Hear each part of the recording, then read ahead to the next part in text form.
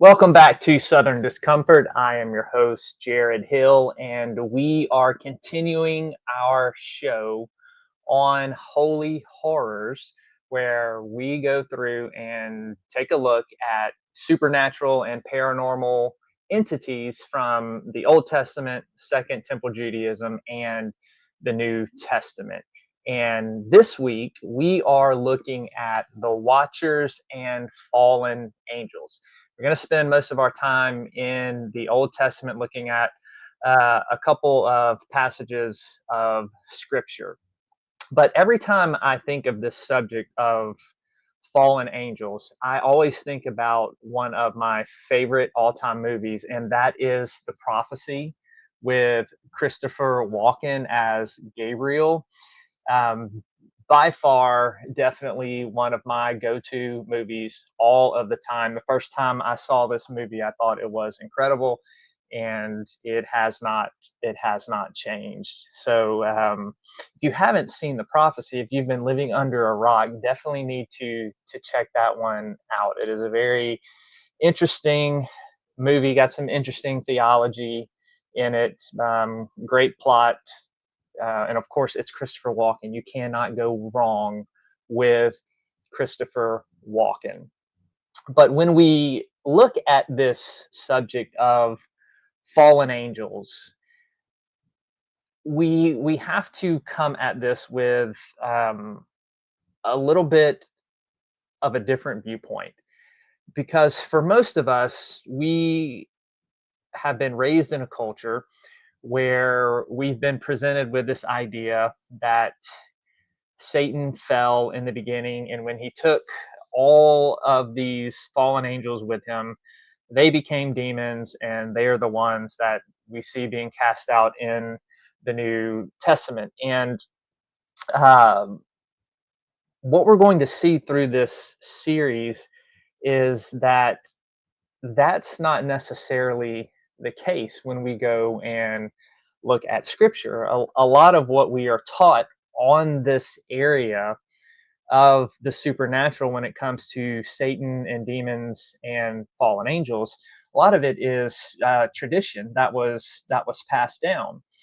And what happened, especially when it came to this idea of um, Satan falling in the beginning and him taking angels with him and them becoming demons, this was really set in stone and started to really develop and become the prominent view in like third or fourth century Christianity, especially with Augustine.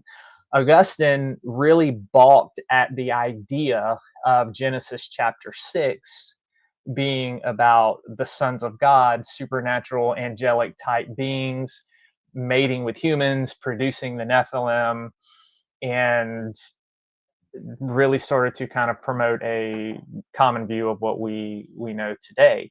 But what we're going to see, and remember last week I talked about looking at Scripture through ancient eyes, and also our goal is to get into the text and to look at how the audience would have understand it, look at the Hebrew phrasing, look at the surrounding cultures, and we're going to see that the Old Testament presents quite a different view of fallen angels and angelic rebellion. We're actually going to look at two different angelic rebellions. Now, this idea that there was this ultimate rebellion at the beginning before the Garden of Eden, where Satan rebels, he takes the angels with him, and they are cast to earth. A lot of that comes from a misinterpretation of Revelation chapter 12. I'm going to read some of it for you real quick.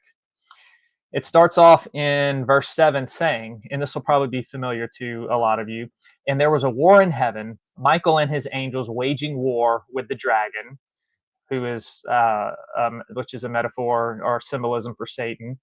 The dragon and his angels waged war, and they were not strong enough, and there was no longer a place found for them in heaven. And the great dragon was thrown down, the serpent of old, who is also called the devil and Satan, who deceives the whole world.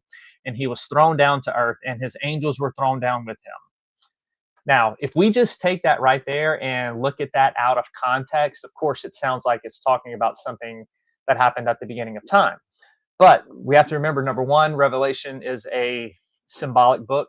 And number two, Revelation always is recapitulating and going back to this imagery of Christ and his victory. And what we see in this vision in chapter 12 is that this war in heaven, with Satan and his angels actually being cast out of heaven, out of the heavenly realms, this does not happen until the birth of the Messiah.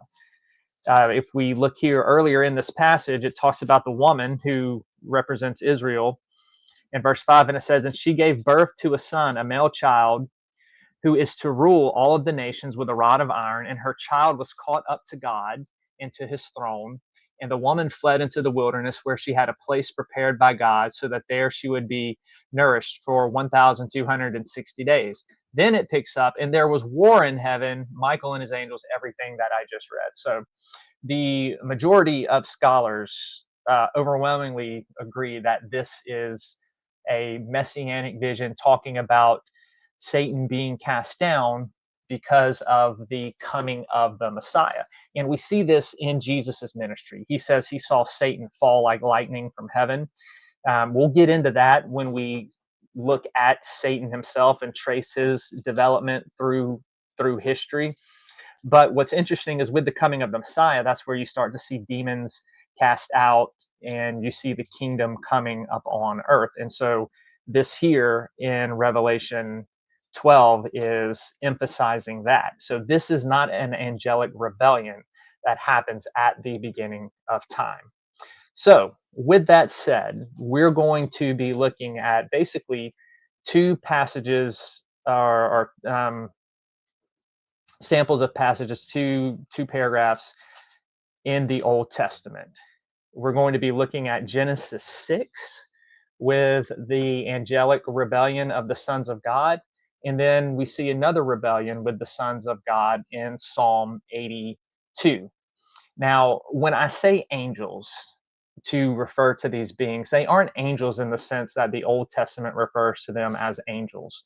These, what we talked about last week, sons of God, sons of Elohim, they were divine council members. They were very high ranking entities. And I can't remember if I said this last week, but you'll hear me bring this up as we go throughout this thing. A lot of scholars have done a lot of word studies on this Hebrew word Elohim, which can be translated God, gods, and it can be used in a variety of different ways. It's a very broad term, and it's basically like a place of resident terms. It can refer to anything supernatural, anything that is not in the natural realm. So the Elohims here, these sons of God, they aren't really given the title of angel. We see the word angel used in a different way elsewhere, mainly to refer to those that were stayed loyal to God. But when we get to the New Testament, angelos is basically another broad category term. It functions like Elohim did. It refers to all kinds of supernatural beings. Just wanted to throw that out there. So when I say the word angel, I am talking about just a broad category because that is really what we kind of understand it in our culture today. But I'm going to try to really focus on using the words in the text for this specific entities that we are talking about. So when I say watchers and fallen angels, when we look at it from an Old Testament perspective here, we're going to see that it's really talking about the fallen sons of Elohim there. So we are going to be in Genesis chapter 6 here, at the beginning, and looking at a couple of things real quick. Um, Genesis 6, we have the sons of God and or the watchers, and we'll get to how the phrase watchers was used in relation to these beings. Now, in Genesis 6, we find something very strange happening. And if you haven't read that passage of scripture, go ahead and check it out. but I'll read to you what it says.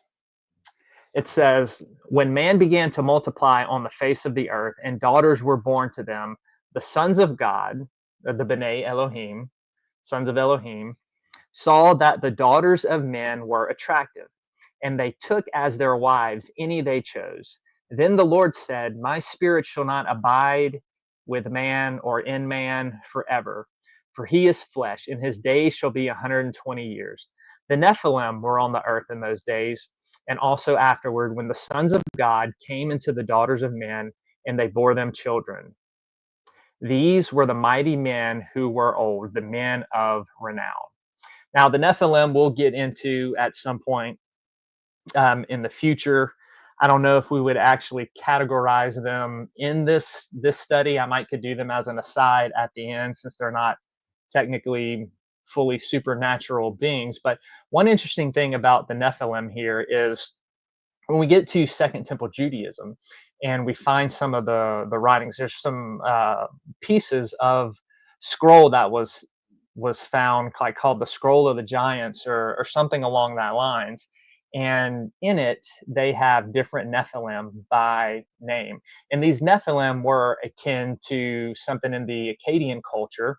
And one of those Nephilim that was mentioned in this giant scroll is actually Gilgamesh. For those of you who don't know what that is, it's an ancient Mesopotamian legend, the Gilgamesh epic that really ties into a lot of stories that are in Genesis, and you can see the crossover. So that is very fascinating that Gilgamesh is mentioned in one of the Dead Sea Scrolls. But let's get back to the sons of God. Um, Getting back to what we mentioned last week, the sons of God, these were divine council members. And here we have a mention of these supernatural beings who are part of the divine council. And we see that something has gone terribly wrong here. They lust after the women and they marry them, and their offspring results in this race of giants. And this is all kind of ancient mythology that was going on in the ancient Near East. Like Gilgamesh was one of these Nephilim type persons. So this type of mindset and concept was all in the ancient Near East. Um, so the sons of God, before they are supposed to be, ruling with El Elyon, with the Most High God, with Yahweh.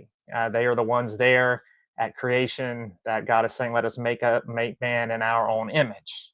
Well, man and woman are created in the image of God. Then some of these sons of God are apparently lusting after them, and they overstep their boundaries that they should have never crossed and go do this. And this is a weird story from our perspective. It sounds like something straight out of a horror movie or a horror book, something that us horror authors would come up with and write.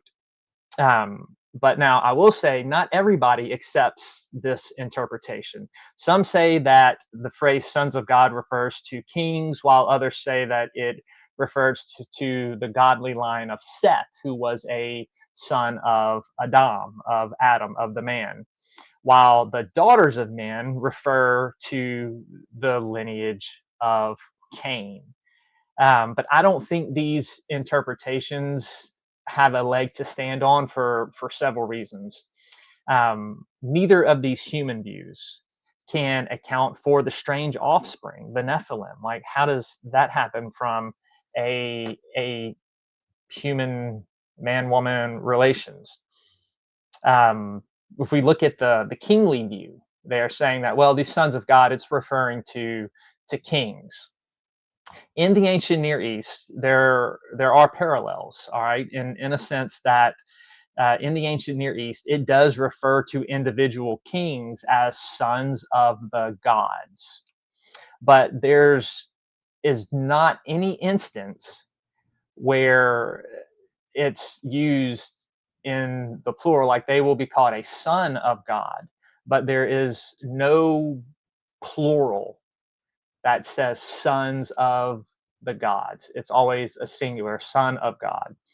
The other thing is when we look at ancient Near East culture, they did see their kings as somewhat divine, but there is no evidence for an entire household or an entire group of people being divine. It was usually only one king. So to have this whole group of divine people, that's a foreign concept to the ancient Near East. So the kingly view doesn't really, it goes against the nature of these words and the concepts that they had of these types of kings and how they function in the ancient Near East. Now, as far as the Sethite view goes, nowhere in the Old Testament are the sons of Seth called the sons of Elohim or the sons of God. It's not used for them anywhere in the Old Testament. And so, what the Sethite view is doing is it forces different meanings of the Hebrew word for man, Adam. In Genesis 6:1, the word would actually have to mean mankind, while in Genesis 6:2, it would have to refer to a specific group of humans like the Canaanites. Um, and this type of distinction is just not in the text anywhere at all.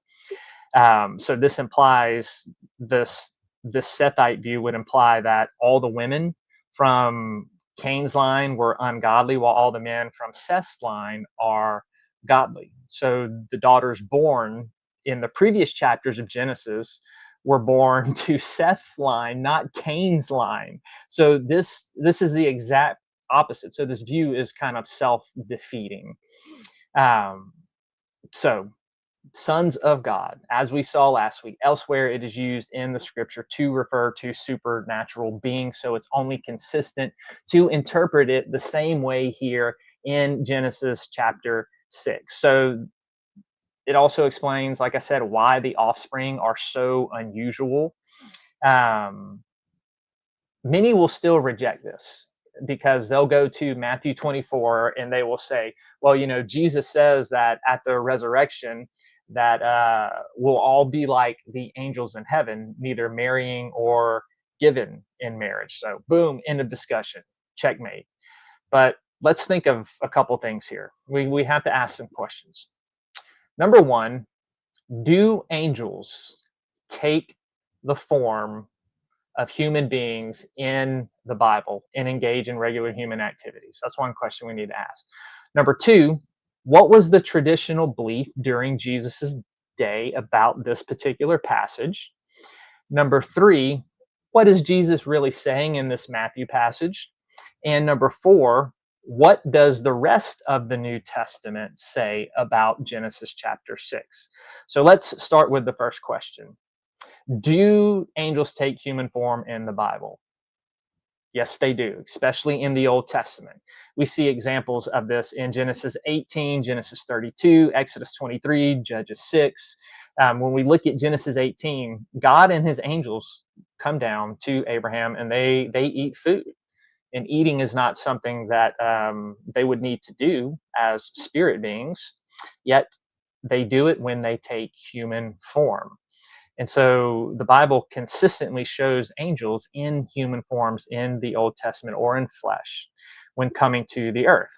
So it's definitely possible for these angelic beings, according to the Old Testament worldview, to take on a human form, a human body, and to take on flesh. So it's not, illogical to conceive that if they're able to eat and that part of them works, then it's not a jump to say, well, probably all parts of them work, if you get my drift. Um, so this idea of human angels taking human form is not outlandish to the Old Testament mindset. Question two, what was the common belief of the day? For that, we have to turn to the book of Enoch. Very popular book, especially this day and age, because it talks about so much about this angelic rebellion. And Enoch has visions of heaven and of all sorts of cool things in that book. In Enoch, First Enoch 6 through 36 is referred to the book of the Watchers. Now, this phrase, the Watchers, it comes from Daniel, and in there, the sons of God are referred to as Watchers, and the author of Enoch takes up this phraseology, and this whole section of Enoch is called the book of the Watchers. And in Genesis 6, the author basically takes that passage that we just read and he begins to expound on it in the book of Enoch. And so he understands Genesis 6 to refer to a rebellion, an angelic rebellion, a rebellion of the sons of Elohim, in which these sons of God, these watchers, begin to lust after the women, which leads them taking them as wives. And these watchers, then, led by Azazel, is one of the leaders, and Semyaza is also the one who kind of incites it. They are bound in the valley of the earth until judgment day. And so Enoch relays that it wasn't just them sleeping and producing Nephilim, but these angelic beings during this time, there was 200 of them, and they began to teach um, men and women all kinds of quote unquote forbidden knowledge. Um, so basically the wickedness grows, and that's why the flood is needs to be sent, because of the sons of God coming down and corrupting humanity through producing the Nephilim and also teaching humanity all kinds of wickedness. um, just as an interesting aside, I just thought of this, and we'll talk about this when we get into Satan. But in the book of Enoch, um, the Watchers who first tempted the others to lust after women, right? The Watchers who kind of was like, "Hey, yo, come look, come over here, come look at this." They are referred to as Satans, plural, not as a proper name. So, just an interesting thing. Um, we'll get to that later on in this series, but I just thought I would mention that. So the book of Enoch was extremely popular in the days of Jesus and with the early New Testament writers. So the Jews drew their understanding of Genesis 6 from Enoch. It was very popular. Now, there were other different pockets, but Enoch was a very widespread book, and that belief was very widespread through that culture. It was kind of the traditional view during that day. And so in Jesus' day, they would have understood it as referring to supernatural beings. And then when we look at the rest of the New Testament, we see both Second Peter and Jude talk about this rebellion, and they give Enoch's interpretation of it. Second Peter 2:4 says, "For God did not spare the angels when they sinned, but cast them into hell and committed them to chains of gloomy darkness to be kept until the judgment." You can go back and read that, and he's talking about false prophets, and he gives different um, examples of God's judgment. This is brought up, and this idea of hell is the Greek word Tartarus. It's like a holding place. It's Enoch's under the valley of the earth. Jude 6 says, "And the angels who did not stay within their own positions of authority or within their proper bounds, that but they left their proper dwelling, he has kept in eternal chains under gloomy darkness until the judgment of the great day." So the New Testament authors definitely take this Enochian view of Genesis 6. Now, Matthew 24, about the resurrection, Jesus is just basically saying that in the spirit, angels in heaven, yeah, they don't marry, and they're not given in marriage. And so we're going to be like that. It has nothing to do with how they took human form or them being able to take human form. It's just simply a statement about how things are going to be at the resurrection. So that passage cannot be used to talk about this subject matter right here. You can't take passages that are referring to one subject matter and rip them out of their context and try to make them fit something else. I mean, you can, but you're going to have really awful theology if you do that. So, what we have here in Genesis 6 is the first angelic rebellion recorded in the scripture. And according to Enoch and the authors of the New Testament, judgment for them happened pretty swiftly after this. So they were all taken and they were bound in the valley of the earth or in Tartarus. So that is one angelic rebellion that we have. Um, the hold on, I want to think if I want to say anything else about Genesis 6 in this. Um, no, we'll save that for Satan when we get into that.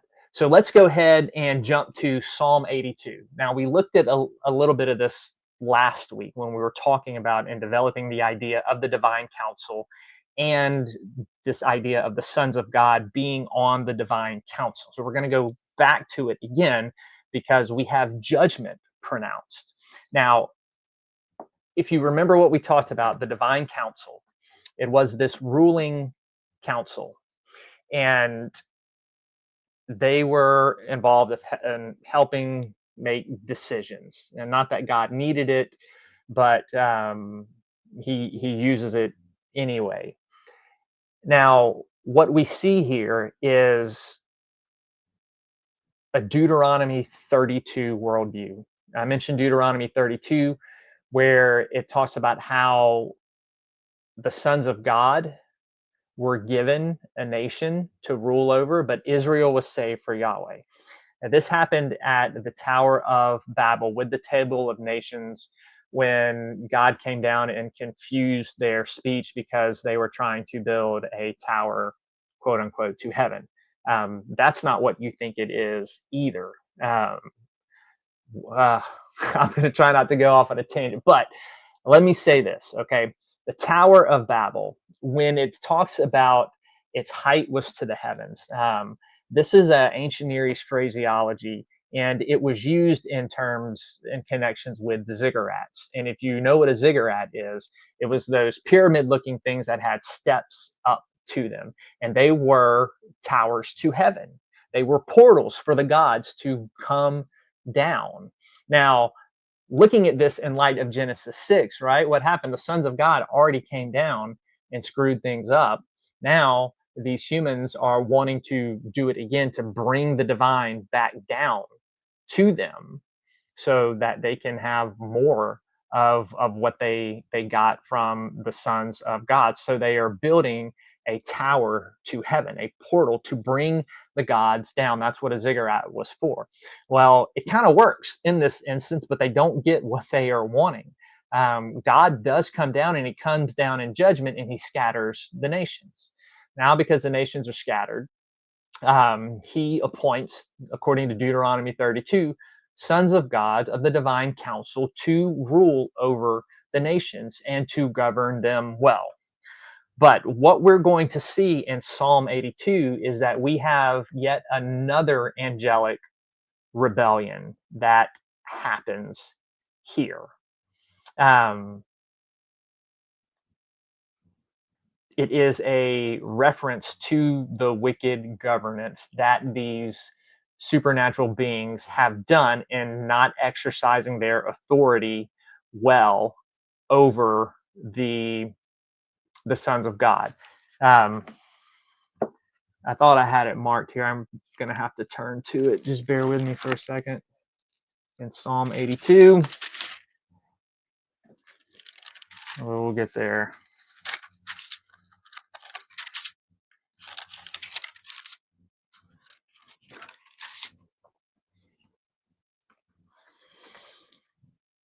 All right.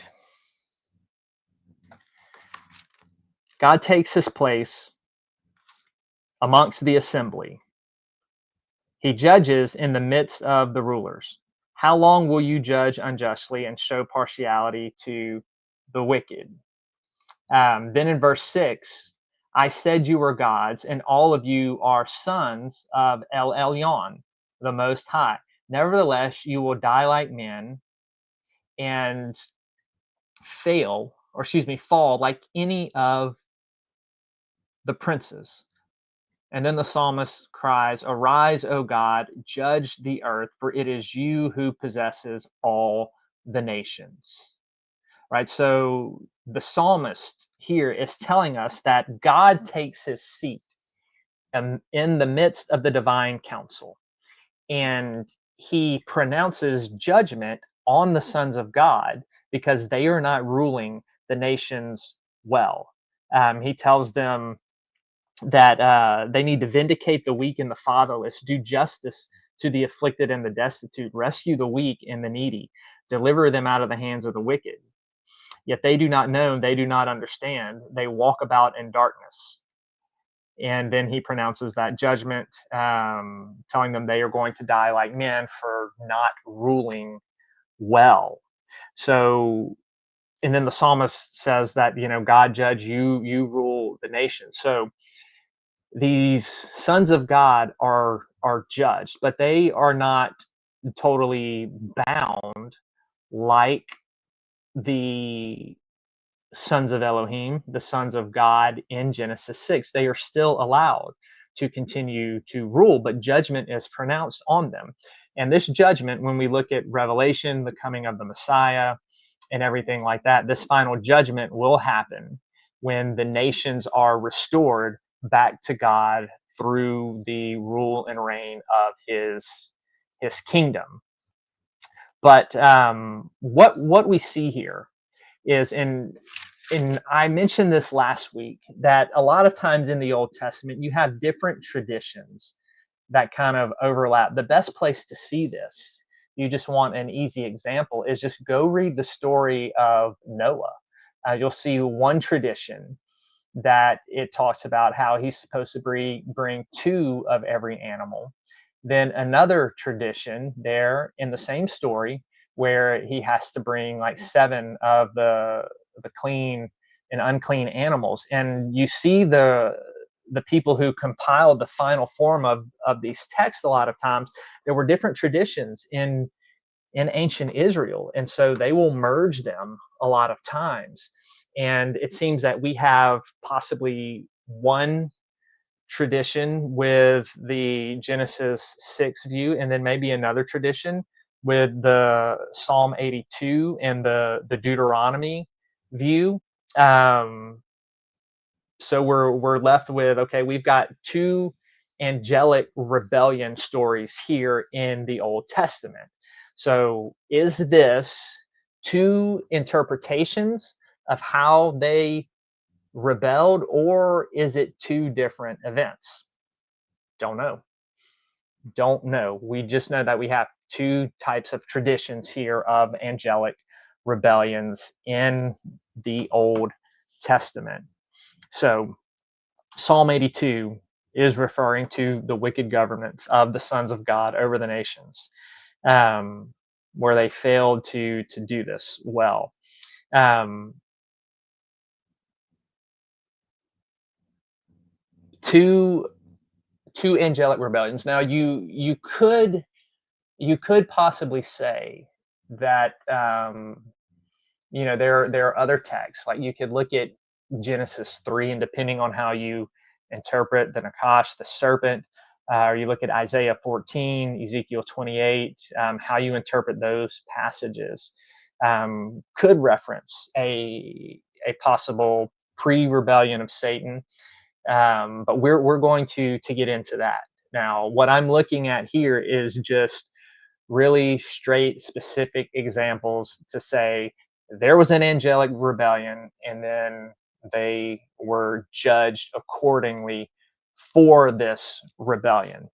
So, Genesis 6 and Psalm 82 here show us these fallen angels. Now, when we look at Paul, our the author of Ephesians and Colossians, he he lists various ranks of evil spirits. For we do not wrestle against flesh and blood, but against the rulers, against authorities, against cosmic powers over this present darkness. We're fighting spiritual forces in the evil forces in the heavenly places.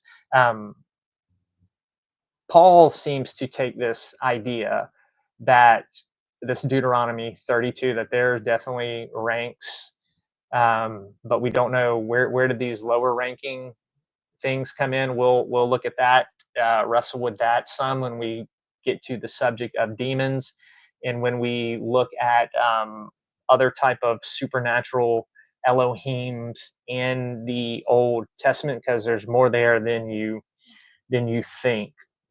Um, but there's a lot that we really aren't given much background for, and we're left to kind of piece things together. So, two angelic rebellions that are not talked about. So, what does this mean?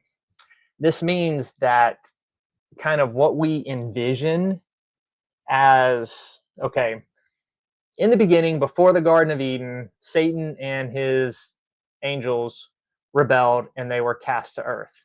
That doesn't fit with the biblical data. Doesn't fit. And we looked at Revelation 12, talked about this casting out, this losing authority.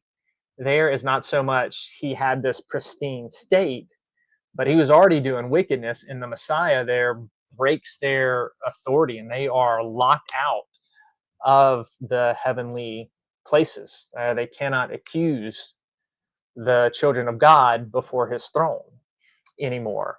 So that doesn't work. And then we look at Genesis 6, Psalm 82. These give a radically different picture than this pre-creation or this pre-Edenic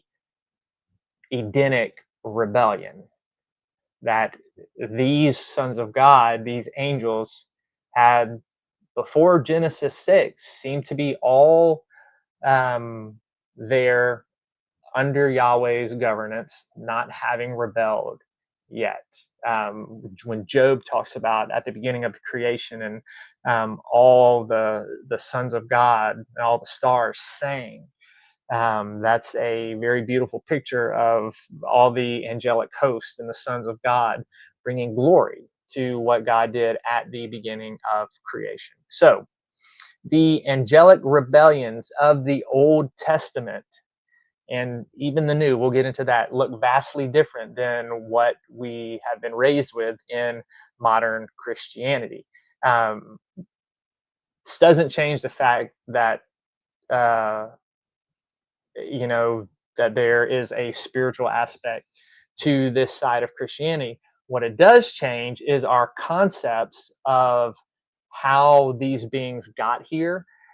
And I think it's time that we need to allow that tradition to be challenged. If we are going to say that we are people faithful to the text, then we need to let the text speak for themselves. And where the text challenges our preconceived traditions, we have to be willing to change those concepts. Now, there's debate all day long about how historical these passages are, how much mythology is involved. Um, that's besides the point here. What I'm looking at is specifically what the text says and what the text teaches, and it certainly teaches two angelic rebellions that are vastly different than what we have been taught in modern Christian culture. So I hope this was helpful. And next week's show, we are going to actually look at the flip side. We're going to look at the elect angels, the angels that stayed faithful. And we're going to look at some of the different categories in there. So thank you for taking the time to listen, and I will see you next week for Southern Discomfort. Behind the Screams will be this Tuesday night, and I will be breaking down Robert Eggers' The Witch, and we're going to be looking at Puritan holiness culture in the early 1600s. So hope to see you there.